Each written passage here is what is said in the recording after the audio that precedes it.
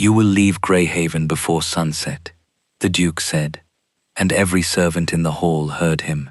"Until this charge is answered, you will have no authority here."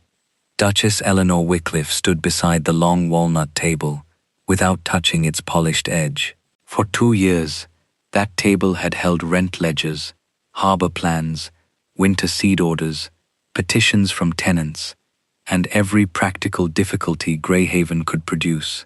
This morning, it held only one folded letter, a red wax seal, and the silence of people waiting to see whether she would break. Her husband did not look away. Adrian Wycliffe, Duke of Greyhaven, stood opposite her in dark blue evening clothes, despite the early hour, as immaculate as though he had dressed for Parliament rather than for the destruction of his wife. His face had always been difficult to read. Elinor had once found that restraint reassuring. Now it seemed like a locked door. "What exactly am I accused of?" she asked. Lady Corinne Vale answered before Adrian could. "Of arranging the sale of Greyhaven's coastal survey to a foreign broker," she said softly, "and of receiving payment for information that could compromise His Grace's shipping interests." Corinne wore black silk, severe enough to suggest concern, and expensive enough to make concern look elegant. She stood near the fireplace, with both gloved hands folded at her waist. To anyone else, she might have appeared a loyal cousin distressed by a family calamity. Elinor saw instead the small satisfaction she was trying to hide. Adrian unfolded the letter. "It bears your signature. Then someone has copied it." "It bears your seal. My seal was kept in my escritoire, which only you and your maid could enter." Elinor looked at him steadily. "And which your cousin has visited 3 times this month, always under the pretense of discussing household charities." For the first time, Corinne's expression moved. Only slightly, only enough. Adrian noticed. Elinor knew he noticed, because his fingers tightened around the paper. But he did not ask Corinne a question. He did not examine the document again. He simply placed it flat on the table, as though its weight had settled the matter. "The magistrate will determine who forged what," he said. "Until then, I cannot permit you access to estate records, correspondence, or the harbor." "Cannot." The word was careful, the kind men used when they wanted cruelty to sound like duty. Elinor's throat tightened, but she did not allow her voice to change. "You can permit it. You choose not to." A footman shifted near the door. Mrs. Bell, Greyhaven's housekeeper, lowered her eyes. Even the fire seemed to quiet. Adrian's gaze held hers for one unguarded instant. There was pain in it. Doubt, perhaps. Then Corinne stepped closer to the table. "Adrian," she said gently, "the broker's ship is expected within 2 days. If the survey has already been sold, every delay becomes dangerous." Elinor turned toward her. "How do you know when the ship is expected?" Corinne's lips parted. "The harbor master mentioned it. The harbor master has been confined to his home with a fever since Monday." That was true. Elinor had sent broth to his wife herself. A crack appeared in the room's certainty. Mrs. Bell looked up. The footman's eyes flickered toward Corinne. Even Adrian stared at his cousin now. But Corinne recovered with astonishing speed. "I meant one of his clerks," she said. "Surely that is not a crime." "No," Elinor replied. "Not by itself." Adrian exhaled sharply. "This is not the moment to turn accusation into counter-accusation." "No," she said, looking at him. "It is the moment you decided I was guilty before asking a single useful question." His face changed then, not enough to undo anything, but enough to prove that some part of him understood. He had trusted her with Greyhaven's debts, its tenants, its failing Westfields, and the difficult negotiations that had kept 3 fishing families from losing their cottages last winter. He knew she read figures the way other people read faces. He knew she had never concealed a letter, signed a contract carelessly, or spoken without first knowing precisely what she meant. And still he had chosen the faster explanation. A man's honor had been threatened, A foreign ship was approaching. His cousin had brought evidence. His wife had become inconveniently possible to doubt. Elinor looked down at the letter. The handwriting imitated hers well. Too well, almost. The loops were controlled, the pressure measured, the signature elegant. But the final paragraph referred to the East Pier as complete. It was not complete. 6 weeks earlier, Elinor had halted construction after discovering that the foundation stones had been laid over a shelf of unstable clay. She had argued with the contractor, commissioned a new survey, and personally marked the affected section with red stakes. No broker who possessed the real coastal plans would have described the pier as finished. Someone had copied an old draft.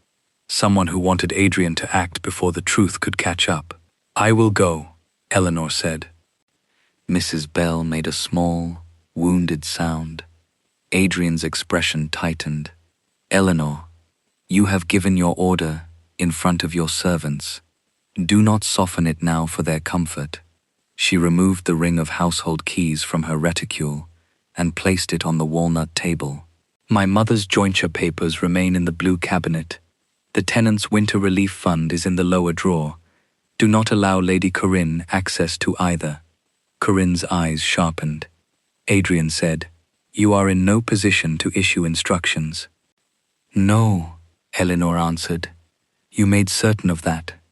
She walked from the hall with her back straight, carrying only the small leather case she had brought to Greyhaven as a bride.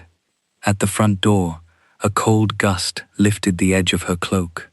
Then she saw it.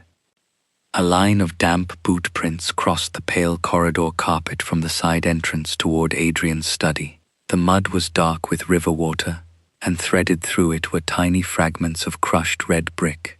The unfinished East Pier used red brick beneath its outer stonework. Elinor looked back toward the study door, where Corinne's voice had lowered into an urgent whisper. The accusation was not meant merely to ruin her. It was meant to remove her before someone reached the harbor. Elinor did not turn toward the village road. She waited until Greyhaven's front door had shut behind her, then crossed the gravel court in a measured line toward the old carriage house, where the estate's discarded farm cart stood beneath a leaning roof. The driver, Thomas Reed, was oiling a wheel nearby. He looked up, saw the single leather case in her hand, and went still. "Your Grace, I require a horse," Elinor said. "Not the ducal carriage." Thomas glanced toward the manor. "His Grace gave orders?" "His Grace gave orders concerning the house.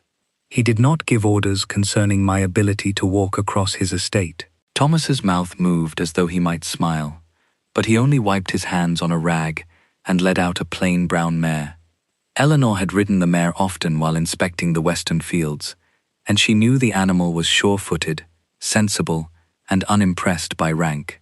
As Thomas tightened the girth, Elinor saw that he understood she was not leaving Greyhaven in defeat. He did not ask where she was going.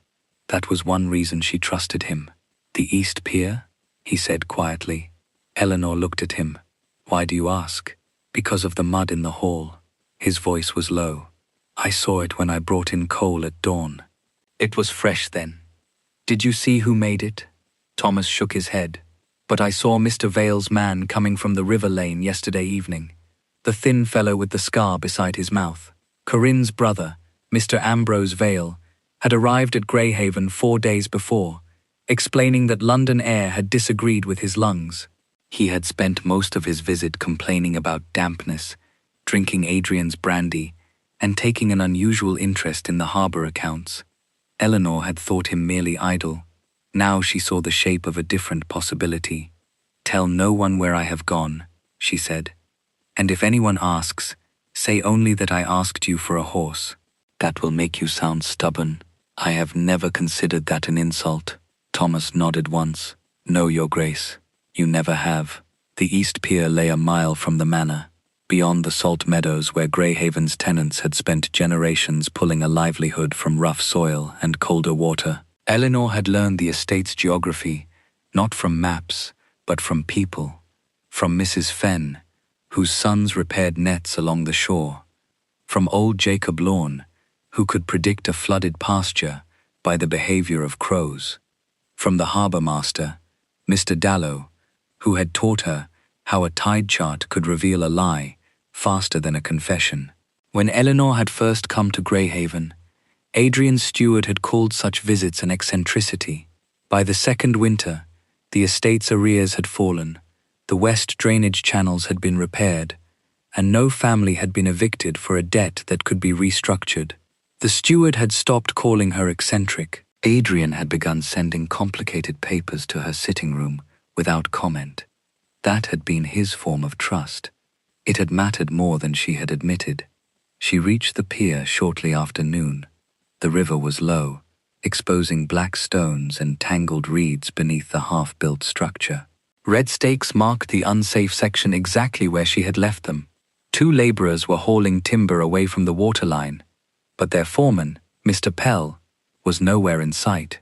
Elinor dismounted before anyone could stop her. "Where is Mr. Pell?" she asked.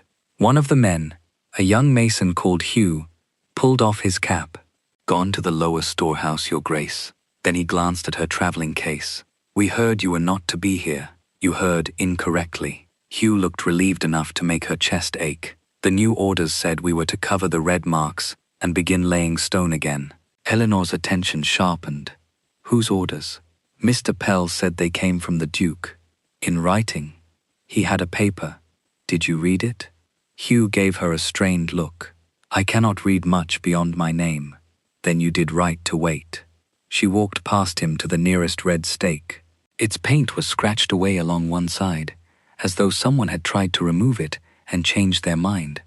Beneath the disturbed soil, she found a fresh brass survey pin, stamped with the crest of the Royal Coastal Office. Greyhaven had never received pins from that office.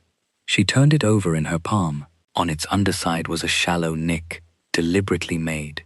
3 shortcuts, 1 long. A tally mark, not a builder's mark. A warehouse mark, used in shipping inventories. Her father had taught her that when she was 12, placing a row of cargo pins across their kitchen table and making her identify which merchant had falsified a tea consignment. Elinor slipped the pin into her reticule. "Hugh," she said, "how many men were here before dawn?" "Only Mr. Pell and 2 strangers." "Did either come from the manor?"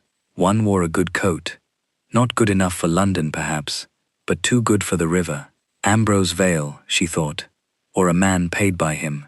She looked toward the far end of the pier, where a covered wagon stood close to the lower storehouse. Its wheels were caked in the same river mud she had seen in the corridor. Her first instinct was to ride back to Greyhaven and put the fact before Adrian. He would have to listen then. He would have to see that the false letter, the pier orders, and the strangers belonged to one design. But she imagined his face across the walnut table, the letter held flat beneath his hand, and remembered the moment he had decided that her explanation could wait. Not because he had no reason to trust her, because he had refused to use it. She would not offer him another chance to dismiss her with a raised voice and a closed door. Not until she knew what had been stolen, who had taken it, and why Lady Corinne needed her removed so urgently. A figure emerged from the lower storehouse. Mr. Pell saw Elinor and stopped. Even at a distance, his fear was visible. Before she could call his name, a sharp crack rang out from beneath the pier. One of the labourers shouted. The ground under Hugh's boots split along the red-staked line, and the half-finished stonework began to slide toward the river. The first stone broke loose with a sound like a gunshot. Hugh stumbled backward as the earth beneath the pier opened in a jagged seam, and the timber cart beside him lurched toward the river. Elinor dropped her reins and ran. "Leave the cart!" she shouted. "Move toward the grass, not the road!" The men froze for half a breath, trained by years of obeying foremen rather than duchesses, but Elinor was already pulling Hugh by the sleeve. The road had been built over the same weak clay shelf. The grass beyond the red stakes lay on firmer ground. 2 labourers followed her. A third tried to save the cart. "No!" Elinor called, but the wheel sank suddenly, dragging him down to one knee. Thomas's brown mare screamed behind her. Elinor seized a length of loose rope, wrapped it around the nearest stone support, and threw the other end to Hugh, around his chest. Not his arms. Hugh obeyed. Together, the men hauled the trapped laborer free, just before the cart slid sideways, splintered against the unfinished wall, and disappeared into the black water below. For several seconds no one spoke. The river swallowed the last of the broken timber. Then Mr. Pell came running from the storehouse, his face white beneath his wool cap. "What have you done?" he demanded. Elinor turned on him. "What have I done? You should not have been here.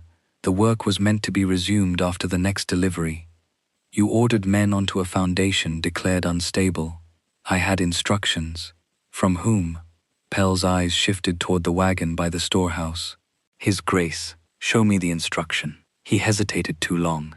Elinor stepped closer. "Mr. Pell, one man nearly died because you chose paper over the red stakes you watched me place yourself. If you wish to preserve your position, you will give me that order now." His lips pressed together. Finally, he pulled a folded page from inside his coat. The signature at the bottom was Adrian's. It was genuine. Elinor recognized the firm angle of the final letter, the ink he favored, and the blunt way he dated official instructions. But the wording was wrong. Adrian never wrote "at once" in correspondence about works. He wrote "upon verification." He had done so even during storms, even when a roof had collapsed over the north barns. Someone had drafted the order for him, perhaps placed it among the documents he signed during the morning's turmoil, perhaps counted on his anger to keep him from reading it. Elinor folded the paper and returned it to Pell. "This does not authorize you to ignore the survey," she said. "No work resumes here. Send every man home with full wages for the day. If anyone challenges you, tell them I gave the instruction." Pell stared at her. "But you have no authority." The words landed more cleanly than he intended. Elinor felt their cut and let it remain. "Then write down that I said it. You will need a record when this pier falls completely and someone asks who warned you." Hugh looked from the river to Pell. "I will write it down," he said. "My sister taught me." One by one the other men nodded. Pell did not, but he did not stop them from leaving. It was a small victory, hardly enough to protect Greyhaven, yet it had saved lives and bought time. Elinor watched the laborers disappear along the river lane, then went to the lower storehouse. Its door stood open. Inside, the air smelled of damp wood, lamp oil, and salt. Crates had been stacked along the walls, each stenciled with a London shipping company Elinor did not recognize. On a workbench lay rolled charts, tied with blue thread, the same blue thread binding the forged letter in Adrian's study. She did not touch them. Instead, she studied the labels. The crates were marked as imported stone fittings, but their weights had been entered with a merchant's tally, 3 short cuts and 1 long, precisely like the mark on the brass survey pin in her reticule. Someone was using construction deliveries to move something that required concealment. Plans, perhaps. Weapons, perhaps. Or documents valuable enough to make a duke's wife disposable.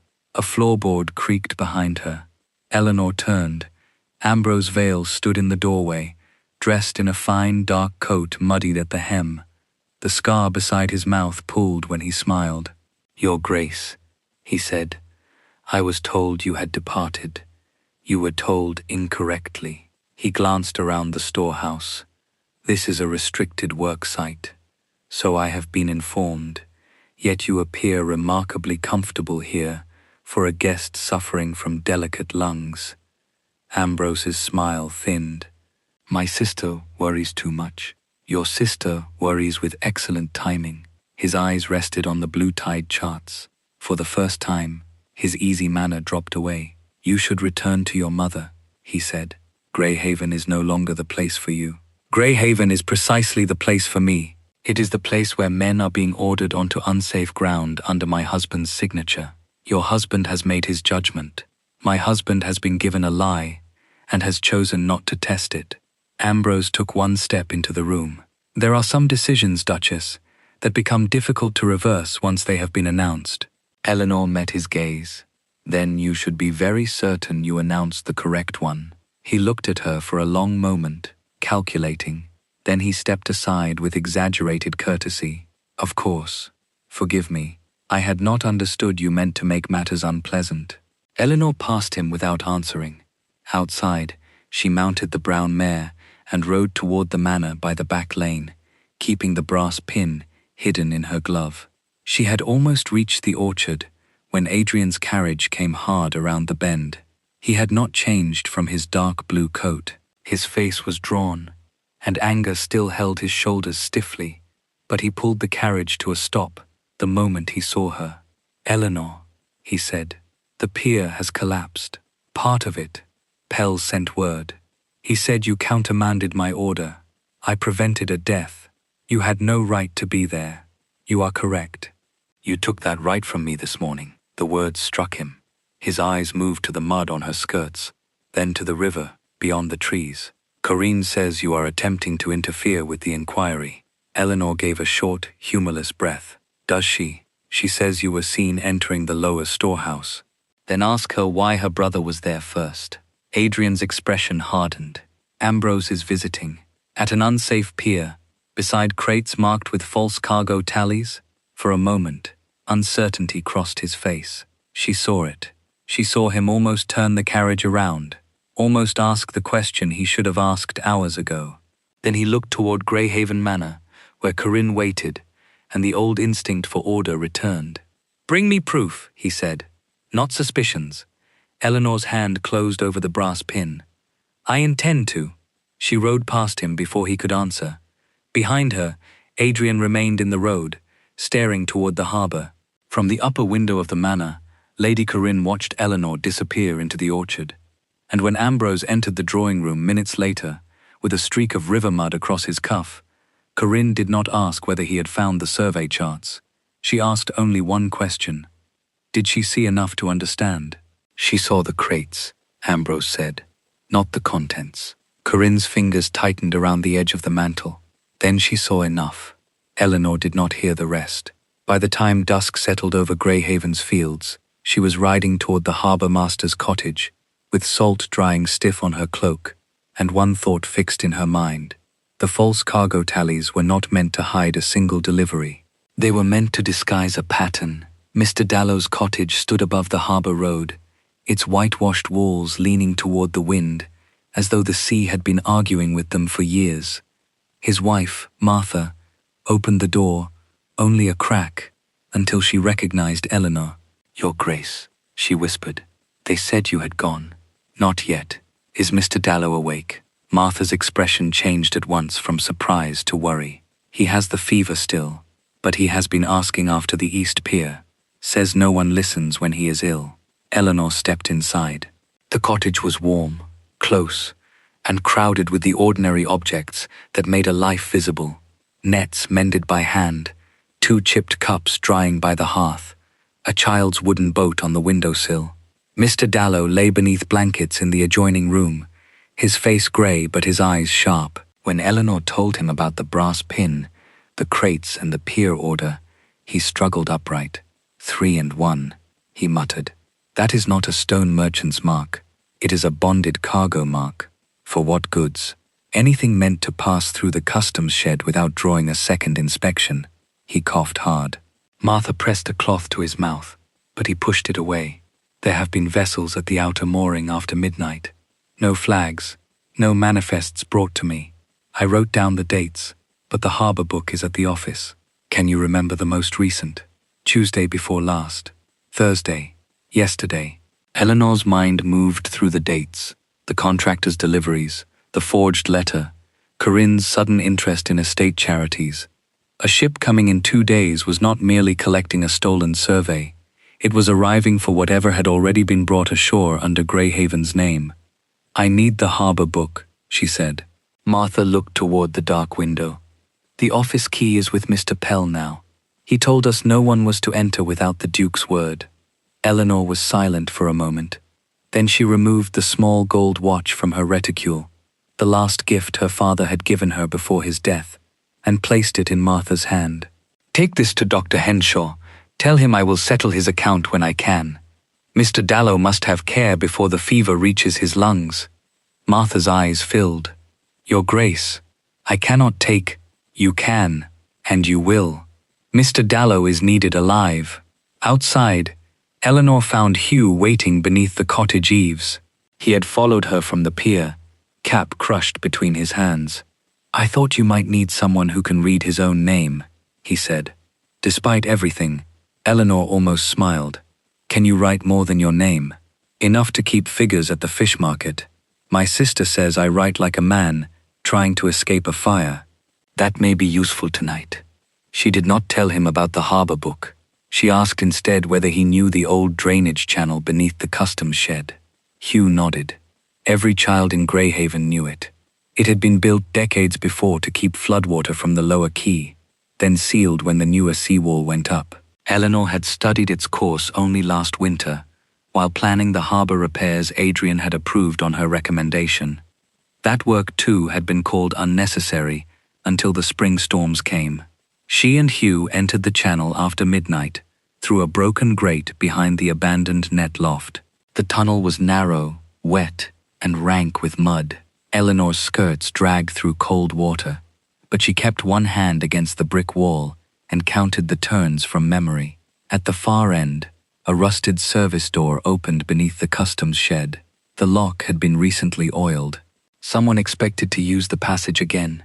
Inside the office, moonlight fell across the desk. The harbor book lay open beside a half-empty bottle of brandy. Elinor moved quickly, turning pages while Hugh kept watch. The official entries showed 3 deliveries of stone fittings, yet the weights did not match the quantity recorded, and each had been approved by a temporary customs clerk named Lionel Sorrel, appointed 2 weeks ago, on a recommendation signed by Lord Ambrose Vale. Elinor copied the dates, cargo weights, and the clerk's name into Hugh's rough notebook. Then, hidden beneath the ledger, she found a narrow strip of waxed linen printed with a sequence of figures. At first it resembled a warehouse receipt, but her father had taught her another lesson beside those old cargo pins. Smugglers rarely invented codes when legitimate systems could be borrowed. The figures were tide times. Each matched a night when the outer mooring had been used. She folded the linen and slipped it into her glove. A shout came from outside. Hugh caught her arm. "Someone is coming." They fled through the service door, just as a lantern flared across the office window. Elinor did not know who had entered the shed. She knew only that they had taken the book before the false entries could be removed. By dawn, Hugh was carrying the copied notes to his sister in the village, while Elinor rode to the tenant cottages above the east pier. If the pier collapsed further, the stored blasting powder in the lower quarry could ignite when the next supply wagon crossed the weak ground.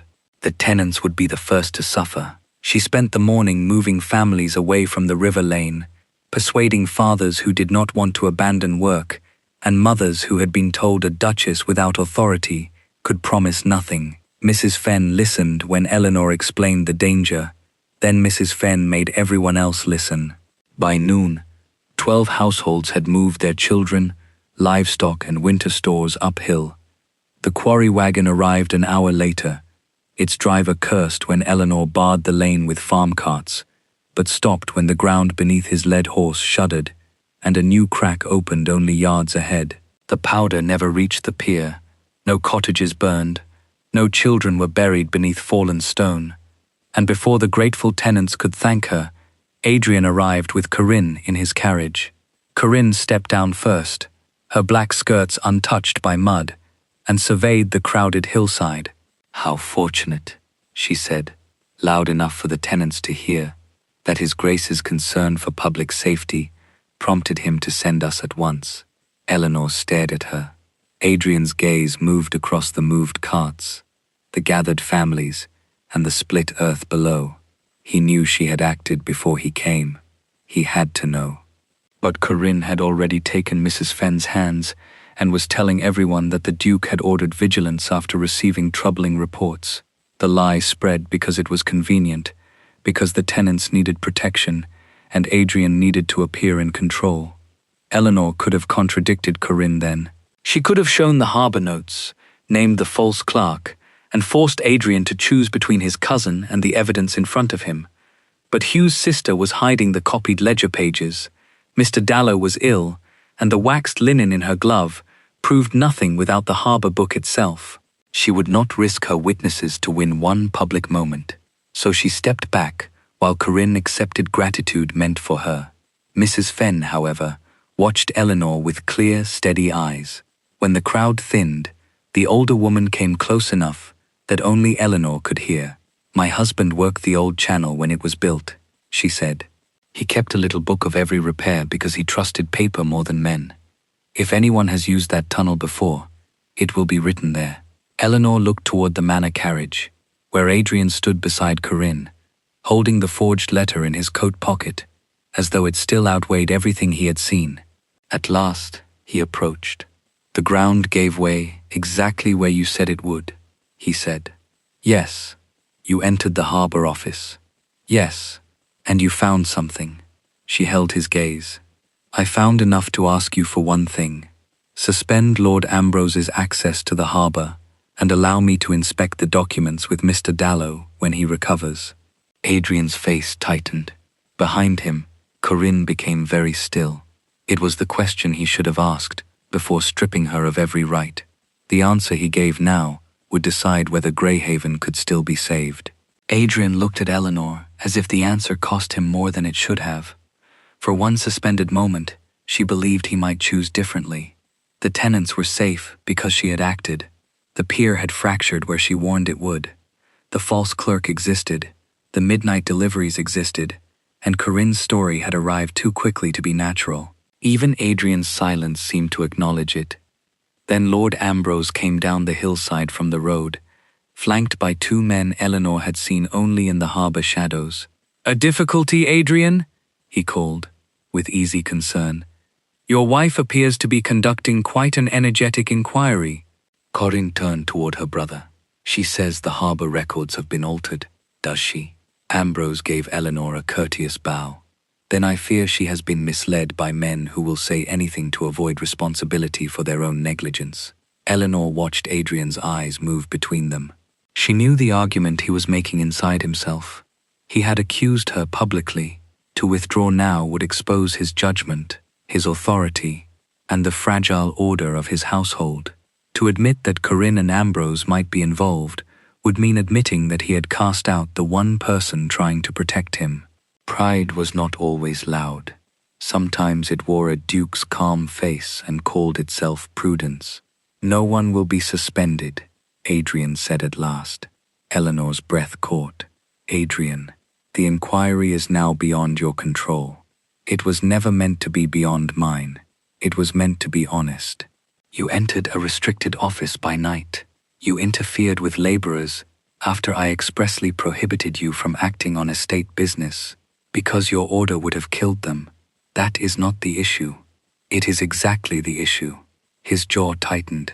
"You will return to the manor." Elinor understood then, not merely that he would refuse her request, but that he intended to make obedience the proof of her innocence.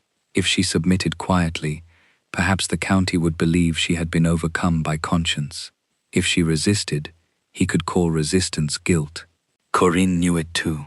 Elinor saw satisfaction bloom behind the woman's lowered lashes. "I will not return to rooms where I am watched by people who have access to my papers and my seal," Elinor said. "Then you will go to Marlow Cottage," Adrian replied. "Your mother's house is 30 miles away. You will remain there until the magistrate calls for you." It was not a prison. That was what he would tell himself. It was a comfortable cottage, a family home, a place where she would be safe. But it removed her from Greyhaven harbour on the precise day a ship was expected at the outer mooring. It stripped her of access to witnesses, workers, records, and the people who trusted her. And it left Corinne with the house keys Elinor had surrendered that morning. "You are sending me away so you need not hear me," she said. Adrian's expression flickered. "I am preventing further disorder." "No, you are protecting your decision from the truth." Ambrose looked bored. Corinne looked away. Adrian said nothing. That silence was the answer. Elinor mounted her mare without accepting the carriage he offered. The road to Marlow Cottage ran north, through wet fields, and over the ridge above the sea.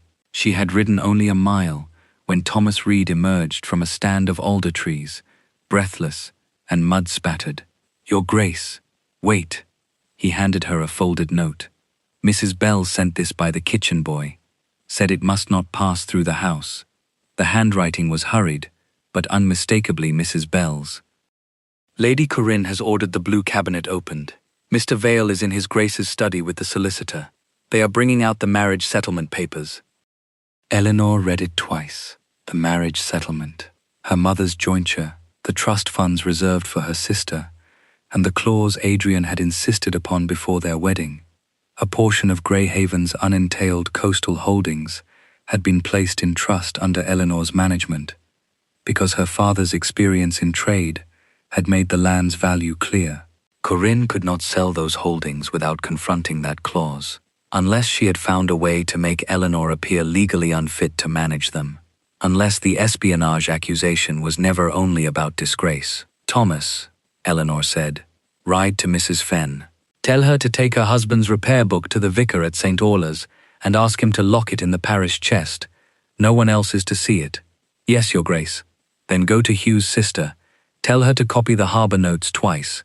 One copy goes to Mr. Henshaw, the physician. The other goes to my mother." Thomas hesitated. "And you?" Elinor looked back toward Greyhaven Manor, barely visible beyond the ridge. "I am going to Marlow Cottage exactly as His Grace commanded." She reached the cottage just before dark. Her mother was waiting at the gate, shawl pulled tightly around her shoulders. Mrs. Marlowe had already heard enough from the village messenger to understand the broad shape of the disaster, but she did not ask whether the accusation was true. She only took Elinor's cold hands and said, "Come inside before you decide what must be done." It was the mercy Elinor had needed all day. Inside, while her mother prepared tea with a steadiness born of years spent surviving reduced circumstances, Elinor laid the brass pin, copied figures, and waxed linen strip across the kitchen table. Her father had taught her to build a case from what could be proved, not what was merely suspected. Creator, purpose, owner, transfer, time. She wrote each heading on a fresh sheet of paper. The brass pin, Royal Coastal Office, but used as a bonded cargo tally. The harbour entries, false stone weights approved by a clerk appointed through Ambrose. The tide code, midnight moorings, matched to hidden deliveries. The repair book, proof that the drainage channel had been used long before anyone claimed it was sealed. The letter, old pier information, impossible if the writer possessed current plans. As the list grew, the scheme took shape. Someone was moving undeclared cargo through Greyhaven's harbour under the appearance of estate construction. They needed the coastal trust transferred or neutralized before the ship arrived. They needed Adrian's name, his authority, and his willingness to believe that his wife was the danger. A knock sounded at the cottage door. Elinor covered the papers. Her mother opened it to find a mounted messenger from Greyhaven, his coat bearing the Duke's colours. "A notice for the Duchess," he said. Elinor broke the seal. The notice named the following morning's magistrate's hearing. It stated that, on evidence of disloyal correspondence and financial misconduct, Adrian Wycliffe had petitioned to suspend her control of the Coastal Trust pending investigation. Beneath his signature was another line, written in a different hand. The harbour would be transferred to temporary receivers at noon. Elinor's eyes moved to the date. Noon tomorrow. The foreign ship would arrive with the tide at 1. At dawn, Elinor was already dressed when her mother entered the kitchen with 2 cups of tea and the expression of a woman who had spent the night deciding whether fear would be useful. "The hearing begins at 10, Mrs. Marlowe said. "If we leave now, we can be there before the magistrate." Elinor looked at the papers spread across the table. "The hearing is not where the danger is." "Then where?" "At the harbour. The receivers take control at noon, and the tide turns at 1. Her mother set down the cups. "You think they are bringing contraband ashore. I think they have already brought it ashore. The ship is coming to remove it, or to ensure there is no one left who can expose it." She did not say the other possibility aloud, that Corinne and Ambrose meant to use Greyhaven's harbour in a way that would destroy not only Adrian's name, but the people who lived beneath the cliffs. Her mother read enough in her face. "He has sent you away," she said quietly. "He has taken your authority. Yes, and still you mean to protect his estate." Elinor folded the tide coat and placed it inside her glove. "I mean to protect the families who cannot leave it." The magistrate's hearing was held in the small county chamber, its dark oak walls crowded with portraits of men who had made decisions about land they had rarely walked upon. Adrian stood beside the clerk's desk when Elinor entered. He looked as though he had not slept. For a fraction of a second, relief crossed his face at the sight of her. Then he saw the documents in her hand and became guarded again. Corinne sat behind him in mourning black, while Ambrose leaned near the windows with his injured smile. The magistrate read the petition aloud: temporary suspension of Elinor's authority over the coastal trust, temporary appointment of receivers, authority to inspect, remove, or sell any property deemed relevant to the inquiry. The language was dry. Its effect was not. Elinor's father had negotiated the trust specifically to prevent the coast from being sacrificed for short-term debt. Now, by Adrian's signature, strangers could take possession of the very records that might prove her innocence. "Do you contest the petition?" the magistrate asked. Elinor rose. Every eye in the chamber came to her. "I contest the basis of it," she said. "The letter cited against me contains information that was obsolete before it was written. I contest the proposed transfer because the receivers named have business ties to Lord Ambrose Vale, and I request that the harbour be secured until the authenticity of the records can be tested." Ambrose laughed softly. "Your Grace mistakes vigilance for conspiracy." Elinor turned toward him. "Then you will have no objection to stating which company employed the temporary customs clerk Lionel Sorrel."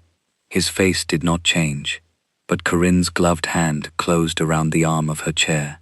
Adrian saw it. Elinor knew he saw it because he looked at Ambrose, not at her. "I have no knowledge of every clerk appointed to a harbour office," Ambrose replied. "No," Elinor said, "but the appointment letter bears your recommendation." A murmur moved through the room. The magistrate leaned forward. "Do you possess that letter?" "Not yet, but the harbour book records the clerk's name, the dates of false cargo weights, and the deliveries timed to the outer mooring. The Duchess entered that office unlawfully," Corinne said. "Any material she claims to have found is compromised." Elinor looked at Adrian. "You could verify it. Send for Mr. Dallow. Send for the book. Suspend the receivers for 1 day." It was not a plea. She would not plead. It was a final, practical path offered to a man who still had the power to choose honesty over appearances. Adrian's gaze remained on hers. "1 day," he said quietly, almost to himself. Then the magistrate cleared his throat. "Your Grace, the receivers are already empowered under your petition. Unless you formally withdraw it, I see no legal basis to halt their work." Adrian could withdraw it. Elinor watched him understand that. He would have to admit doubt before the county. He would have to risk looking foolish, indecisive, manipulated. Corinne leaned toward him. "If the harbour is left unsecured," she whispered, "and her accusation proves false, you will have placed national security in danger for her convenience." Adrian closed his eyes once. When he opened them, he did not look at Elinor. "The receivers will proceed," he said. The magistrate signed the order. Elinor felt no dramatic collapse inside herself, only a final, cold clearing.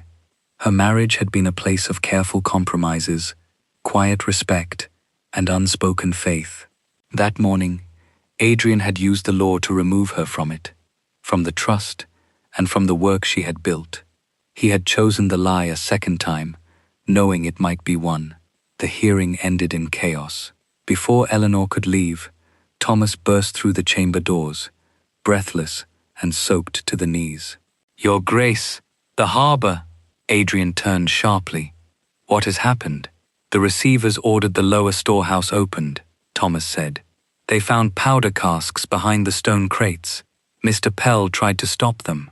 One of the men struck him down." Elinor's mind moved at once. Powder casks. hidden beneath construction cargo. The ship at one, the unstable pier.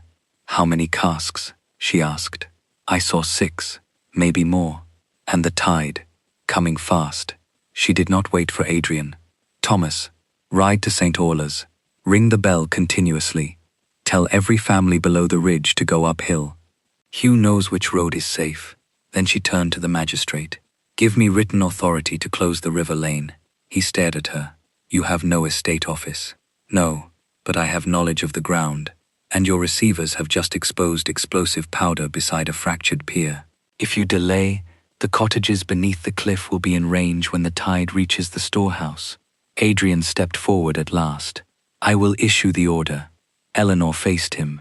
You will issue it in your name. I will act because people are in danger, not because you have remembered I may be useful. The words struck with more force than a raised voice. Adrian went pale. The magistrate, shaken by Thomas's report, wrote the closure order with trembling speed. Elinor seized it and ran.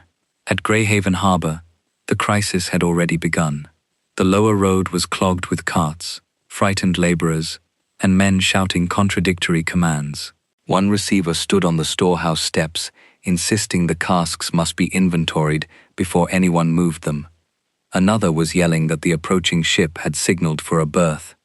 Beyond the breakwater, a black-hulled vessel rode the incoming tide without showing a merchant flag.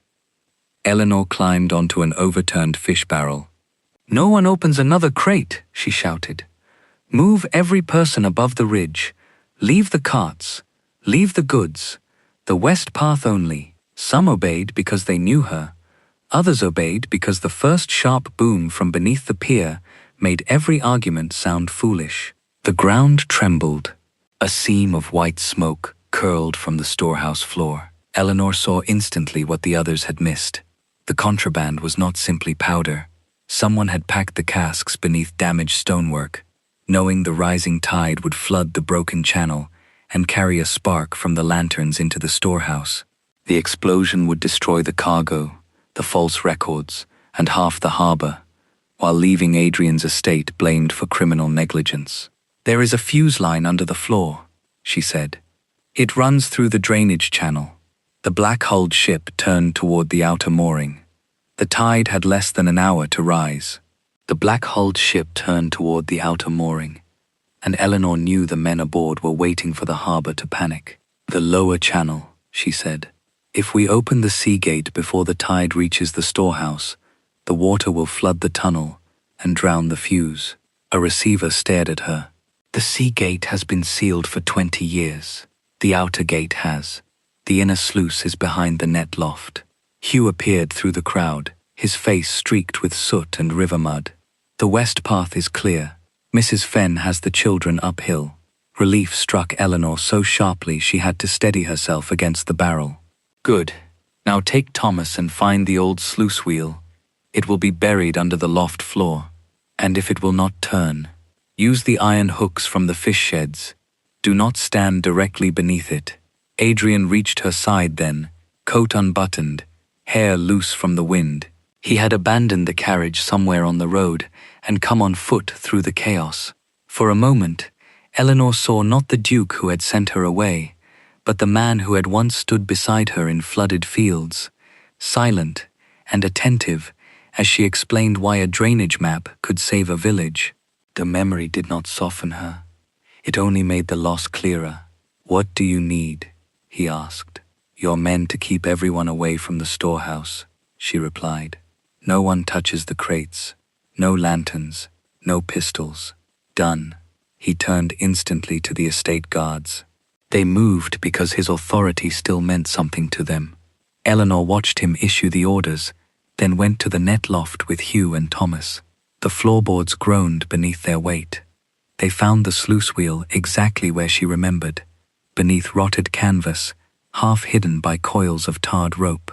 It was iron, rusted stiff, and connected to a chain that ran beneath the floor toward the old drainage channel. Hugh and Thomas hooked their bars through its spokes. Together, Elinor said. The first pull did nothing.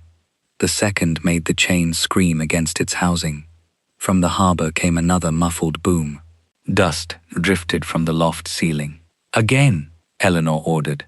They heaved until Hugh's hands bled, and Thomas's boots slipped in the wet straw. At last the wheel shifted. A narrow rush of seawater sounded below them. Then the chain tore free with a violent snap, throwing Thomas backward. Elinor dropped beside him. "Can you move your hand?" He flexed his fingers, wincing. "Yes." "Then we are fortunate." Water began surging through the old channel beneath the loft. Elinor ran to the storehouse entrance. White smoke still curled from the floorboards, but it was thinning now as cold seawater forced its way through the tunnel. The fuse would be wet. The powder might remain dangerous, but the planned blast had been interrupted. Outside, the black-hulled vessel slowed. Its captain had seen the change. No explosion, no confusion, no destroyed evidence. The ship turned sharply toward open water. "They are leaving," Hugh said. "Not yet," Elinor answered. "They will need to take their papers with them." She looked toward the upper quay. Ambrose Vale stood near a covered cart, speaking to a man in the ship's dark livery. Corinne was nowhere in sight. Ambrose saw Elinor watching and gave the smallest bow before stepping into the cart. "Thomas," Elinor said, "ride after that cart. Do not stop it. Follow it until you know where it goes." Thomas hesitated, looking at his injured hand. "I can manage reins. Take the mare." He ran. Elinor turned to Hugh. "Find your sister. Tell her to bring the copied harbour pages to St. Aula's. The vicar must make a sworn copy before sunset." Adrian heard her and stepped closer. "You have been building this case since yesterday morning, without telling me." Elinor looked at him. "I tried to tell you in the hall, at the pier, on the hillside, at the magistrate's chamber." He absorbed that without defense. Behind them, laborers carried the injured Mr. Pell from the lower storehouse. Elinor went to him at once. His temple was bruised, and one arm hung uselessly, but he was conscious. "Who struck you?" she asked. Pell's eyes moved past her toward Adrian. Fear returned to his face. "You may speak," Adrian said. "No one here will punish you for telling the truth." Elinor almost laughed, but there was no humor in it. Pell swallowed. "Lord Ambrose's men. They said the crates were to be opened only after the ship signaled. I told them the powder was not safe beside the cracked wall. They said it would not matter by sunset." "Did Lady Corinne know?" Elinor asked. Pell shut his eyes. "She came to the pier 2 nights ago. She gave Ambrose a packet. I heard her say the Duchess would be gone before the tide." Adrian went utterly still. Elinor saw the words land. His face did not crumple. Adrian was not a man who permitted himself such visible collapse, but something fundamental left his posture. The certainty that had carried him through the accusation was gone. "I signed the pier order," he said, barely audible. "Yes," Elinor replied. "You did, and the receiver's petition." "Yes, I gave them the harbour. You gave them access. They made their choice with it." He looked at her then, not asking forgiveness, perhaps not yet understanding he had no right even to imagine it. "Tell me what you need." "A written order, placing all harbour records under the magistrate's seal. A guard for Mr. Dallow's cottage, and no one from your household near my mother's home. You will have them. Also, Corinne leaves Greyhaven Manor, not because she is a woman you have decided to distrust, but because she is a named witness in a criminal inquiry." Adrian's mouth tightened. "I will remove her." "No, you will ask the magistrate to question her, properly, in public record." He gave one slow nod. Yes. For the first time since the hall that morning, Elinor allowed herself to believe he might obey her terms. Not because she trusted him again. Trust was not something he could recover in a single afternoon. But because the harbour was still in danger, and lives depended on precise work. By sunset, the immediate crisis had passed. The powder had been secured. The harbour road remained closed.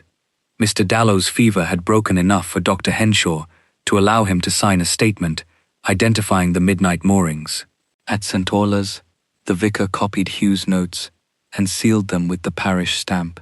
Mrs. Fenn arrived with her husband's repair book, its pages browned by age but intact.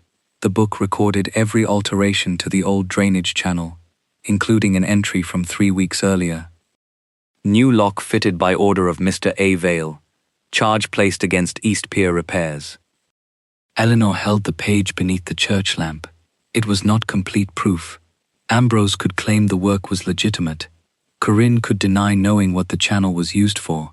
Yet the chain was becoming visible. The brass pin, the false weights, the coded tides, the false clerk, the altered pier order, the repair entry. Each piece had a time, a hand, and a place. Thomas arrived after dark, rain streaming from his coat.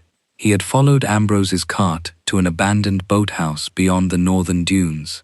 "I saw him take a leather dispatch case inside," he said. "Then he left by the cliff road." Elinor's pulse quickened. Did anyone remain? One man, the scar-faced shipman, Adrian, standing across the vestry table, said, "We can take guards there now." Elinor shook her head. "Not until the magistrate authorizes a search. If the papers are there, Ambrose will claim we planted them." "Then what do we do?" "We watch. We document. We do not repeat your mistake by acting before the facts can bear the weight." Adrian bowed his head once. He accepted the rebuke because it was true. But as Elinor folded the repair book into the vicar's sealed packet, the church door opened behind them. A breathless village boy stood on the threshold. "Your Grace," he said to Elinor, "there are men at Marlow Cottage." Her mother's face drained of color. The boy clutched a torn piece of blue thread in his fist. "They took the papers from your kitchen table.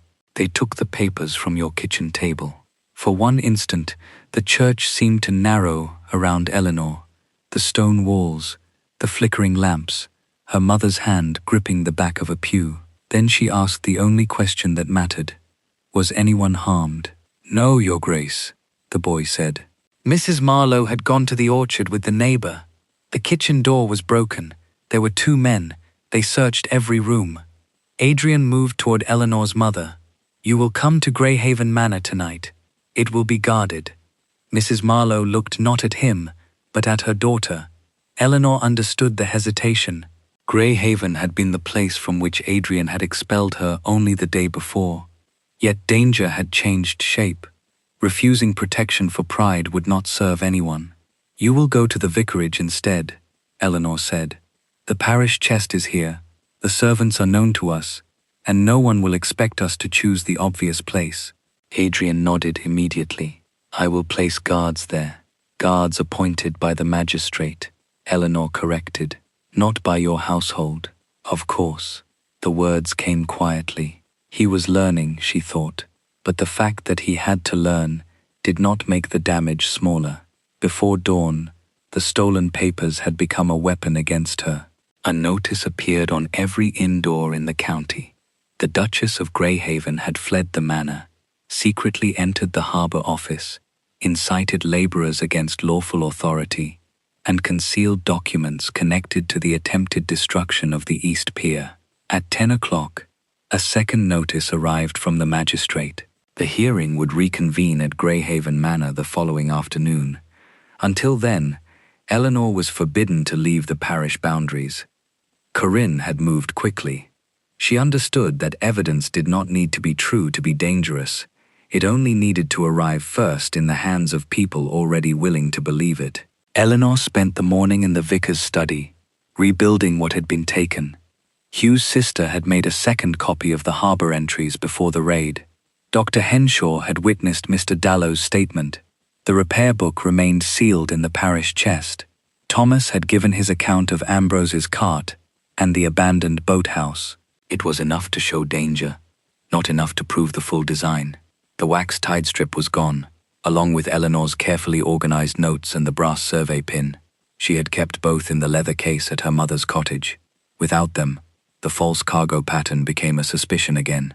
Adrian arrived shortly after noon, without attendance. He did not enter until the vicar announced him. That small courtesy hurt more than it should have. His coat was rumpled, his eyes shadowed. He placed a packet on the table before Elinor. "The magistrate has seen a statement from Corinne," he said. "She claims you placed the powder beneath the storehouse in order to create a crisis and prevent the transfer of the coastal trust." Elinor did not touch the packet. Does she? She says she found your notes in Marlow Cottage. Notes taken by men connected to her brother. I know. The words were low. Do you? He met her gaze. I know I gave them the access to do it. I know I used my authority to make every lie against you easier to believe. Silence held between them. The vicar stood near the window, listening without appearing to. Adrian continued. I have withdrawn my petition to suspend the coastal trust. Elinor's expression did not change. You cannot withdraw it once receivers have entered under the magistrate's order. No, but I can state that I signed it without examining the evidence I was given. In public, at the hearing, that will make you appear reckless. I was reckless. It may cost you the harbor, then it should. There was no plea in his voice, no request for absolution, only the exhausted clarity of a man who had reached the truth too late to make it gentle. Elinor looked down at the copied entries. Why did you believe Corinne? She asked. He did not answer immediately. Because she brought me something that made my fear feel orderly, he said at last. Your father had dealings with foreign merchants. You had access to maps and contracts. I knew you were capable of doing what the letter described. Capable, Elinor repeated. Not likely. No. And when I gave you every reason to protect yourself, you refused to consider that I might have made you need to. Adrian's face tightened. No defense I offer would alter it. It would not. He bowed his head. Then I will not offer one. Outside, a carriage rattled to a stop. The vicar's clerk entered with a summons. Corinne had requested an immediate inspection of the parish chest, alleging that Elinor had hidden further incriminating material inside it. The magistrate's officers were already at the gate. Elinor understood the move at once. Corinne had not stolen the repair book because she did not know where it was. She meant to force its opening in public, perhaps to replace it, perhaps to claim that every document associated with Elinor had been planted. Let them inspect it, Elinor said. Adrian looked sharply at her. If they alter it, they cannot alter what the vicar, Hugh's sister, and Dr. Henshaw have all separately witnessed. They can discredit it. Then we make them show how. The officers entered with Corinne beside them, pale and composed in dove-grey silk. She held a folded paper against her breast. I regret this unpleasantness, she said, not looking at Elinor, but I cannot allow the parish chest to become a refuge for materials that threaten the Duke's estate. You seem remarkably certain what is in it, Elinor said. Corinne's eyes flashed. Only for a second.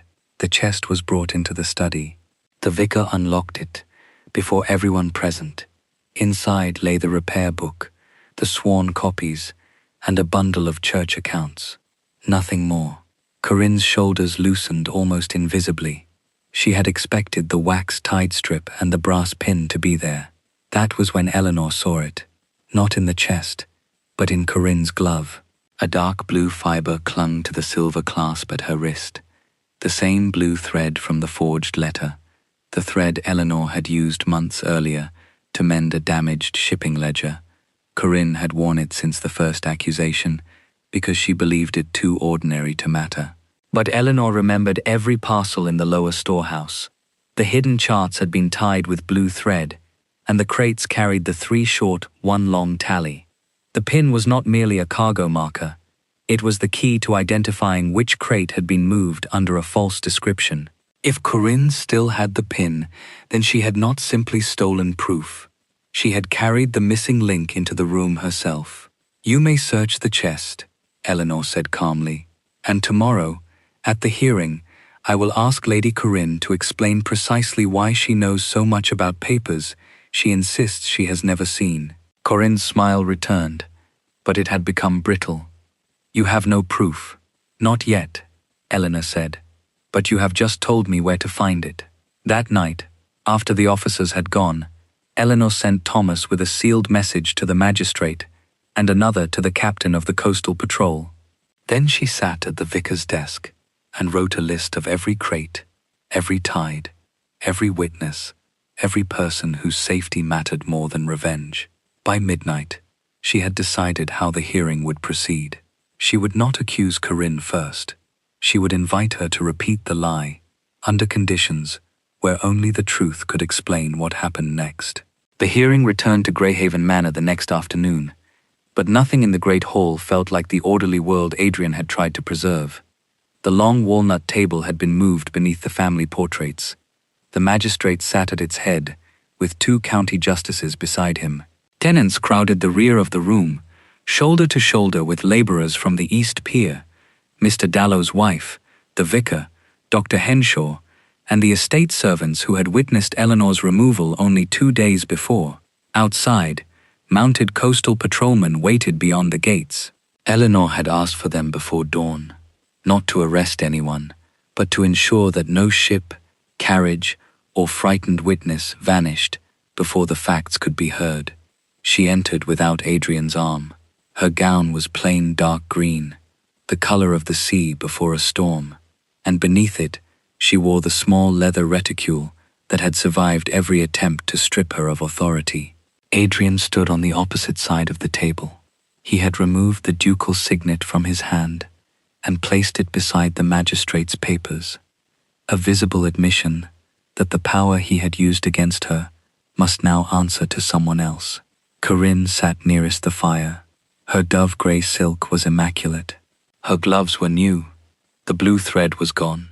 "The Duchess has asked for this hearing," the magistrate began, "to present evidence concerning the harbour matter and the allegation against her person. Lady Corinne Vale has also submitted testimony." Corinne rose before Elinor could speak.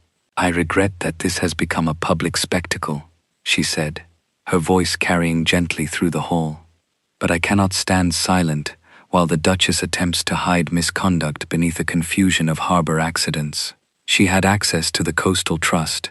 She had private knowledge of the surveys. She entered the customs office unlawfully, and she concealed papers at her mother's cottage. She placed a bundle of documents on the table. These were recovered there. The magistrate examined them. Elinor recognized her own notes, copied in her hand, reordered, and supplemented with a page she had never written. At the top of that false page was a calculation of explosive quantities. A murmur moved through the tenants. Mrs. Marlowe's face tightened, but she did not look away from her daughter. Elinor rose slowly. "May I ask Lady Corinne one question before I answer?" The magistrate nodded. Elinor turned toward her. "When did you first learn that explosive powder had been stored beneath the East Pier storehouse?" Corinne did not hesitate. "When Mr. Pell informed His Grace after the incident." "At what hour?" "I cannot remember precisely." "Then allow me to assist. Mr. Pell was struck before he could inform anyone. Mr. Dallow was ill. The receivers did not discover the casks until after the magistrate's hearing. Yet, at the county chamber that morning, you urged the Duke to keep the harbour open because you said a ship was expected." Corinne's expression remained composed. "I had heard rumours. From whom? I do not recall. But you recall that the ship mattered." Elinor lifted the copied harbour entries. "These are the dates of 3 midnight moorings. These are the false weights recorded as stone fittings, and this is the appointment of Lionel Sorrel, the temporary customs clerk, recommended by your brother." Ambrose, seated near the window, laughed once. "A recommendation does not make a man's crimes mine."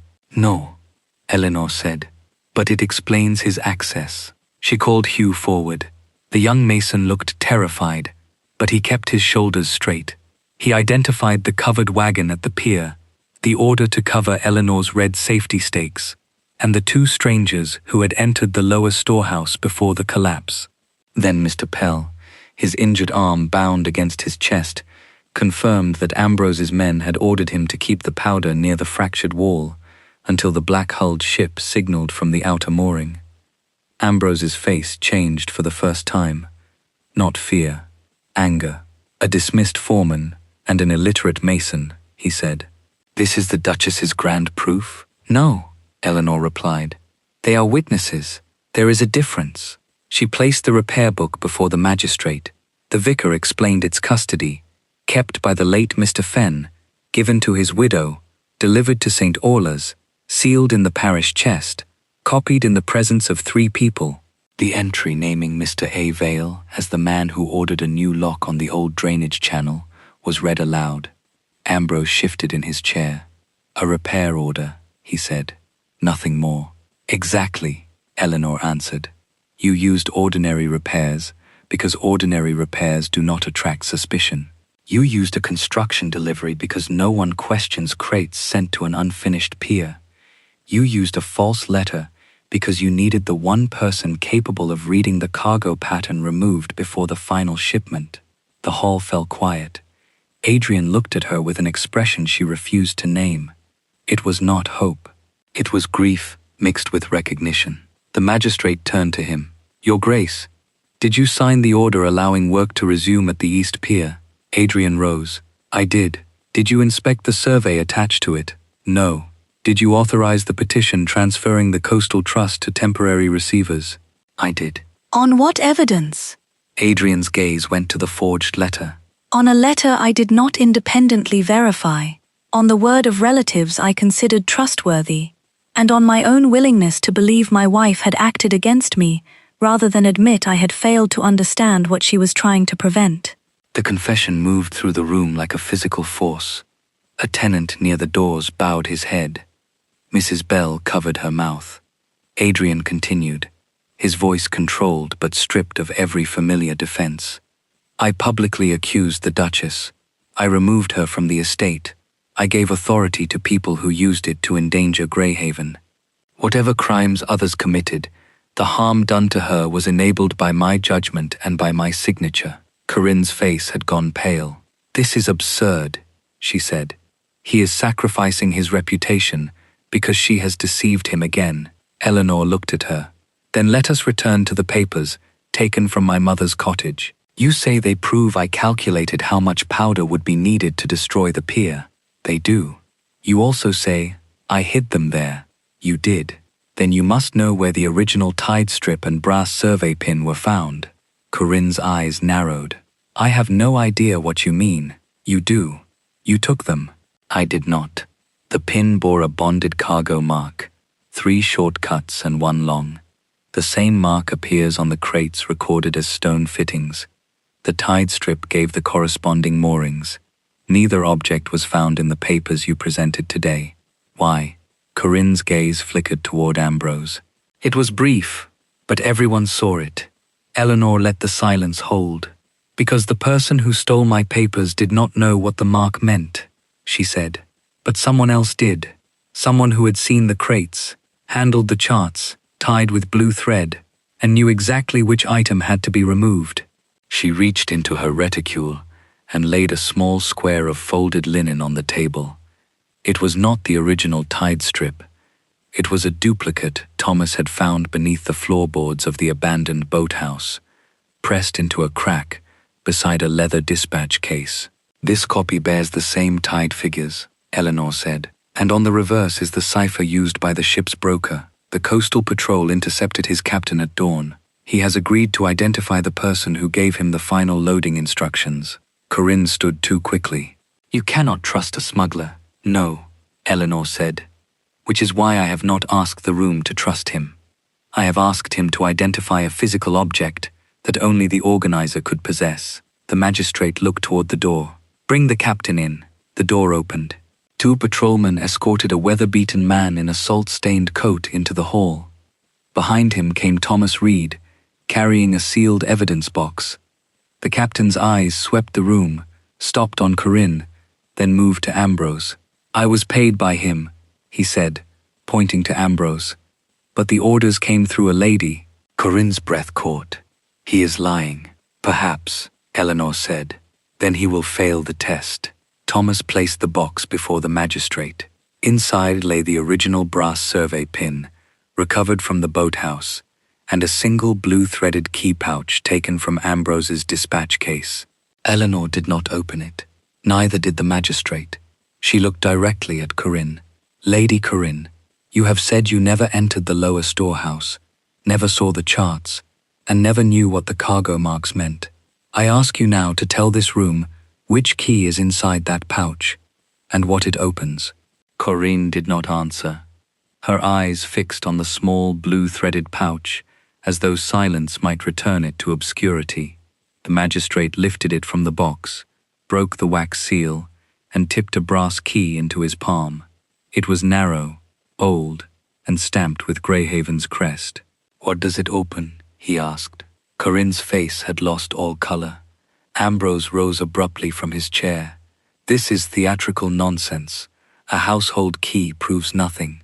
"It is not a household key," Adrian said. His voice was quiet, but it carried through the hall. "It opens the chart cabinet in my private study." Every servant who had been present during Elinor's expulsion understood the significance at once. The cabinet was where Adrian kept sealed coastal surveys, correspondence from the Admiralty, and the duplicate key to the lower harbor storehouse. Only Adrian, Elinor, and his late father's solicitor had been granted access. Corinne had claimed she never entered the study without invitation. She had claimed she knew nothing of the charts. The captain of the black-hulled vessel stepped forward. "She gave me that key," he said. "Told me the lady of the house had been removed, and the Duke would sign whatever his cousin placed before him. Said the cabinet held the tide codes and the revised pier plans."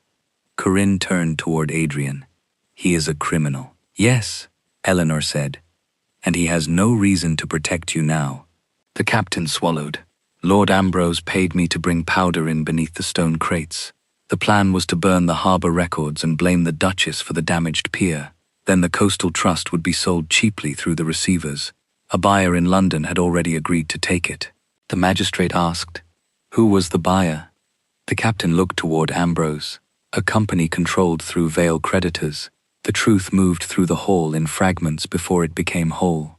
Ambrose had gambled heavily in London and used Greyhaven's harbor to move undeclared goods for repayment. Corinne had discovered the scheme, not to stop it, but to secure a future in which Adrian would depend upon her judgment, and the coastal land could be transferred through a buyer secretly controlled by her brother's creditors. Elinor's authority under the marriage settlement was the obstacle. So Corinne had visited Elinor's rooms, copied her seal, taken an outdated pier draft from Adrian's chart cabinet, and used blue repair thread from the damaged shipping ledger to bind the false letter. She had counted on Adrian's pride, fear, and desire for quick order to do the rest. He had done it. The magistrate ordered Ambrose and Corinne detained pending charges of fraud, conspiracy, endangering life, and unlawful smuggling. Ambrose protested until the patrolman took his arms. Corinne did not struggle. She looked only at Adrian. "I did this because you needed someone who understood what had to be protected," she said. Adrian's expression did not change. "You protected nothing. I failed Greyhaven by believing you." As Corinne was led from the hall, she passed Elinor without a word. The room remained silent afterward, waiting for the easier ending that never came. The magistrate turned to Adrian. "Your Grace, the petition against the Duchess will be struck from the record. The coastal trust returns to her management, and the receivers will account for every document removed under their authority." Adrian stood before the tenants, the servants, and the people who had watched him humiliate his wife. He did not use the distance of title. He did not speak from behind the walnut table. "2 days ago," he said, "I accused Duchess Elinor Wycliffe of betrayal without proving it. I deprived her of her household, her work, and her authority. I dismissed warnings that would have protected this estate, because admitting doubt would have required me to admit I had judged her wrongly. The accusation was false. The harm I caused was not." He looked at Elinor, and for the first time there was nothing guarded in his face. "I cannot repair that by asking her to remain where I made her unsafe. I will restore what was taken, publicly and materially, and I will accept whatever distance she requires." The county justices accepted his withdrawal from the harbor's management during the investigation. He would retain his title. A title was not a reward that could be simply removed. But the coastal trust, the harbor repairs, and the tenant relief funds would be placed beyond his unilateral control under Elinor's trusteeship and the oversight of an independent solicitor. His political allies would hear why. His reputation would bear the truth he had tried to deny her. It was not enough. It was only what accountability looked like when apologies had no value without consequence. 3 weeks later, the East Pier remained closed beneath new supports and careful surveying lines. The powder had been removed. The black-hulled ship's cargo had been entered into evidence. Mr. Dallow was walking again, though Dr. Henshaw forbade him from returning to Long Harbour shifts until winter had passed. Hugh had accepted a paid position in the estate office, where his first task was copying records in a hand he still insisted looked like a man escaping a fire. Elinor stood on the ridge above the sea with Mrs. Fenn, reviewing the new drainage plan. The wind lifted the edge of her cloak. Below them, workers set fresh red stakes into safe ground. This time, every man understood what they meant. Adrian approached from the road and stopped several paces away. He did not cross the distance without permission. "The solicitor has sent the final documents," he said. "The cottage at Northmere is now held in your name through the trust. Your mother and sister may live there as long as they wish. The harbour income will be managed under the terms you specified." Elinor nodded. Northmere Cottage overlooked the rebuilt pier, but stood apart from Greyhaven Manor. It was not exile. It was a home she had chosen, funded by the authority she had secured herself. "Thank you," she said. Adrian accepted the formality without protest. "I have also dismissed the steward who allowed Corinne access to your rooms. Mrs. Bell has agreed to remain, if you will have her oversee the household accounts from Northmere." "I will." He looked out toward the water. "I do not expect you to forgive me." "Good," Elinor replied, "because forgiveness is not presently the question." "What is?" She considered him, the man she had loved, the man who had failed her when it mattered most, and the man who had finally stopped demanding that his remorse determine her future. "Whether you can live differently from now on," she said, "at a distance, without claiming progress you have not earned." Adrian bowed his head. "I can." "Then do so." He gave her no promise grander than that.